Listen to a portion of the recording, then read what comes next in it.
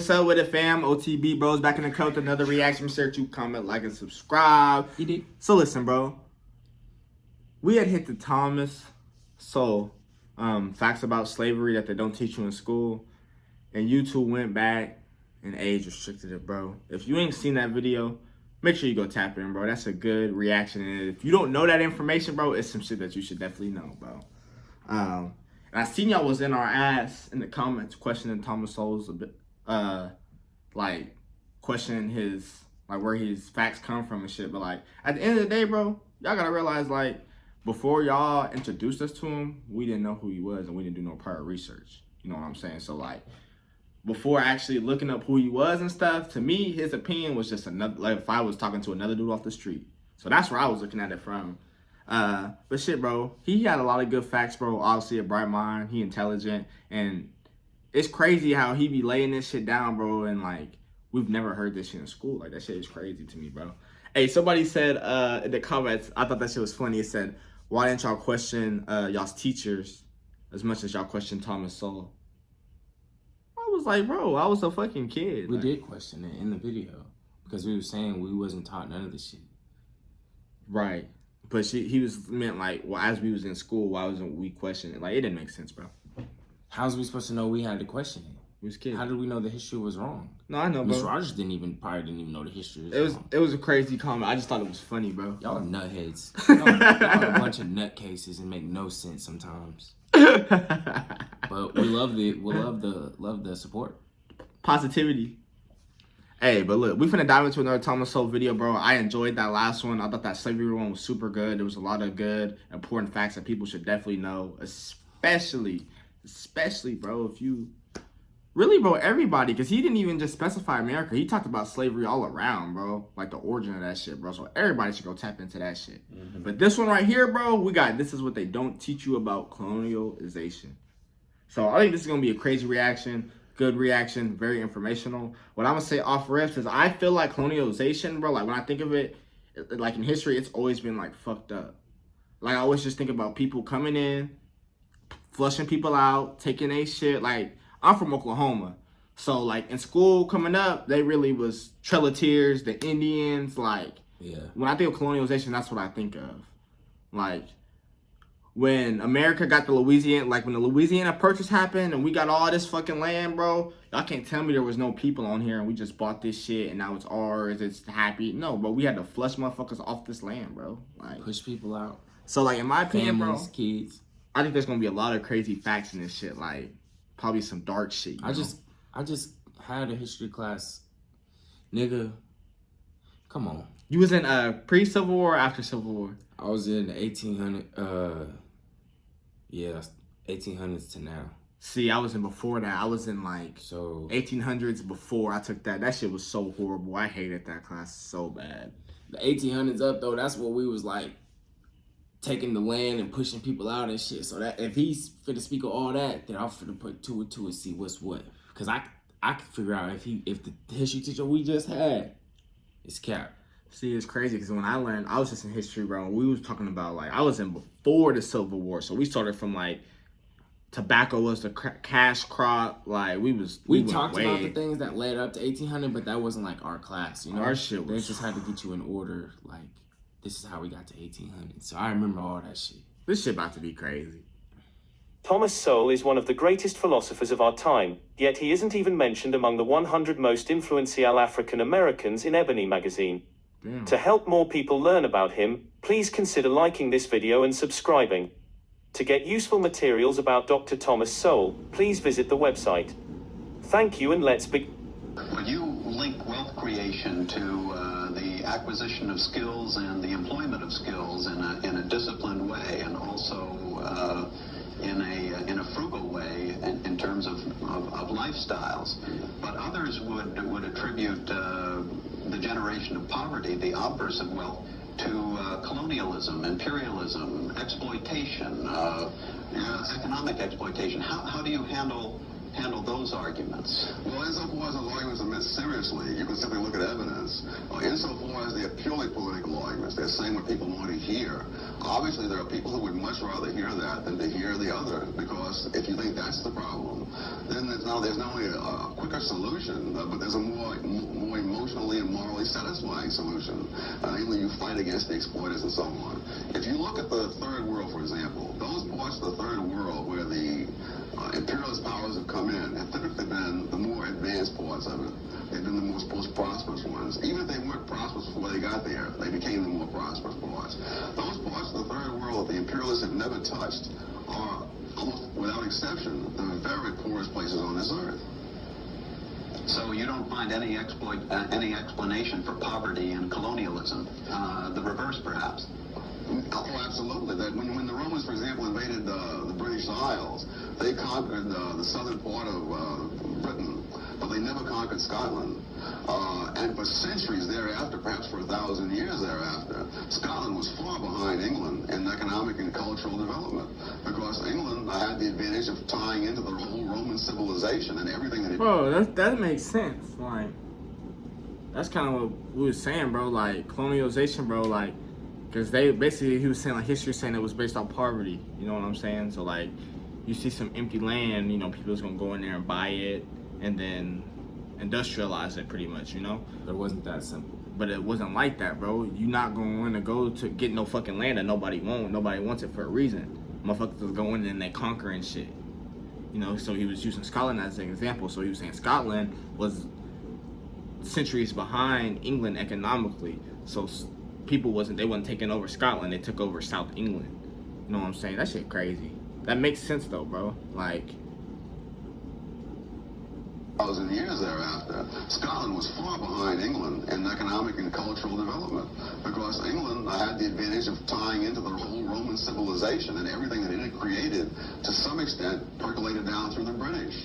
That doesn't mean the British were happy with the Romans being there. You know, 1,000 years later, Churchill could say, we owe London to Rome. But that's 1,000 years later, and Churchill didn't have to go through what those people went through. So I'm not saying this is good for the people who were there, but in the longer run, of course, England became what it was because the Romans came. And Scotland finally developed only after England conquered Scotland. And then the culture that developed in England then could spread into Scotland as well. Well, does this suggest then that in addressing poverty in today's world, there ought to be a latter-day reincarnation of imperialism or colonialism in some form? No, because I think politically it's impossible. I hear from various parts of some independent nations, they say that they were better off under colonialism and so on. That isn't in the cards. The people who are in the imperialist nations don't want to take on that. But some would say that there is the functional equivalent of that in the operation of the multinational corporation today. Do you see that, the operation of the multinational corporation, as help or hindrance to the generation of wealth in developing countries? Well, in those countries, the multinational corporations very often not only pay more money than the local industry pays, but it brings in skills that don't exist and creates industries that never were there before. To that extent, I think they are a source of the transmission of international human capital. To that extent, yes. Now, this excerpt is taken from the book Intellectuals and Race by Dr. Thomas Sowell. In addition to the inherent geographic advantages that Western Europe has had over Eastern Europe, for example, more navigable waterways leading to the open seas, with Western European rivers and harbors not being frozen over as often or as long in winter as rivers and harbors in Eastern Europe, due to the warming effect of the Gulf Stream on Western Europe. Another major historic advantage growing out of geography is that Western Europe was more readily accessible to invasion by Roman conquerors. Despite the ruthless slaughters in those conquests and the subsequent brutal oppressions by the Roman overlords, among the lasting advantages which the Roman conquests brought to Western Europe were Roman letters, so that Western European languages had written versions centuries before the languages of Eastern Europe did. To the enormous advantages of literacy, as such, Western Europeans had the further advantage of a far greater accumulation of written knowledge in their languages, even after the languages of Eastern Europe began to develop written versions, but still had not yet caught up with the centuries-long accumulations of knowledge written in Western European languages. Literacy was not the only thing that moved from West to East in Europe. So did coins, printing presses, castles, crossbows, paved streets, and vaccinations, among other economic and social advances. But all of this took time, sometimes centuries.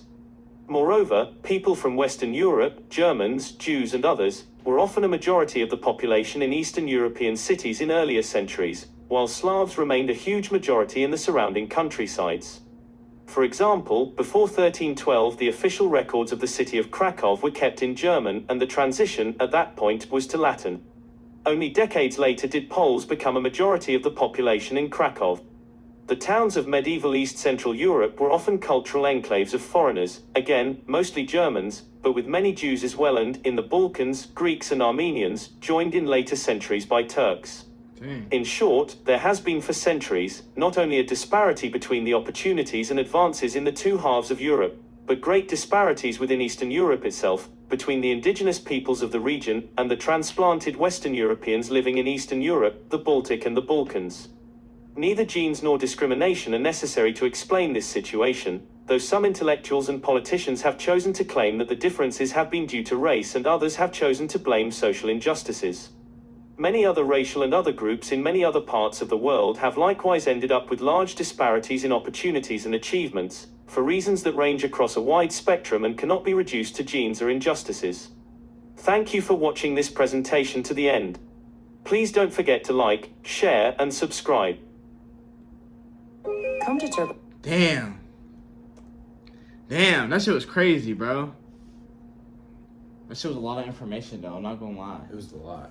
bro. But like, colonialization, bro, that's crazy. It's basically the gist of what I got out of it is like, it wasn't so much, based on poverty, bro. And like, I was getting out of it like, colonialization is the reason like why we have all these different cultures everywhere, just to spread of people colonializing and shit, bro. That shit's crazy, bro. He was talking about though how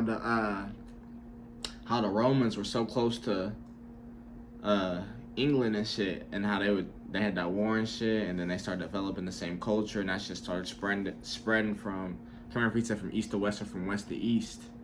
But bro, that shit's crazy. Mm-hmm. There's a lot into that shit, bro. But yeah, he's basically saying like that shit is not based on poverty and shit. What was I saying at the beginning, bro? When he was talking to the dude, he was saying something about like the opportunities aren't really based off like race and injustice is more so based off like the skills and It was based stuff off- you possess. It was based off. That was basically the beginning, because like even when you were saying it wasn't based off of poverty, because like it was about, right, like it was about what you had and like what the people, like, why would you take over Muskogee when we ain't got shit? Without shit, you can't have the skill. You ain't had nothing here to even teach you none of that. So when I could take over the city, Right. you know what I'm saying? There's people there with skill, you know what I'm saying, do all that. And then, like, I understood what he meant by that. That's what I feel like he was trying to say. Like that. Versus then going against, versus poverty being a reason. Right, to take it over. Right. They was snap, bro. That Thomas Sowell, bro, he's smart. You could just tell, like, by the way he's speaking shit, bro. And, like, I liked how Buddy was asking, like, he was giving him questions, bro, like, how would you defend this argument, if someone came from this perspective, and he just had answers like this, bro, and that shit all made sense. And I even liked how when the dude kept saying, what would you think, like, now and shit, and he kept saying, it's impossible, because it is. Right. Like, it's like the type of people we have in office now, Uh-huh. these days, the way people think these days is impossible. Facts. Certain things are impossible. You have to have a certain type of person in office that thinks and believes in certain things to even do something, Right. And then and those things are always going to go against half of what the other half of the fucking world. Right, because everybody got their own opinion. Exactly, bro. And the last thing I want to touch on, bro, is like I agree with what he said at the beginning, where he was saying like,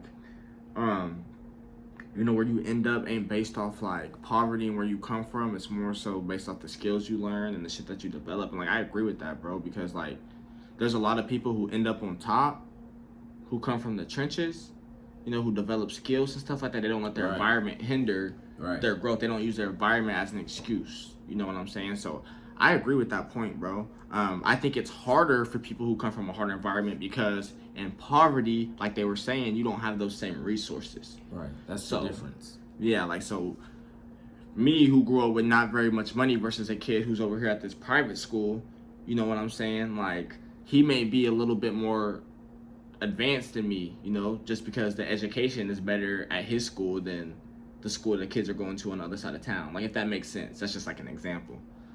That shit is good though, bro. I enjoy Thomas Sowell's videos for sure, bro. You actually get a lot of information, bro. And like a lot of his ideologies, it makes you kind of think of like the way shit is now, and it kind of makes sense on like why shit is the way it is now and how shit came to be. Hey, that shit was a good watch, bro. Y'all drop another Thomas Sowell video in the comments for sure. I was fucking with that one.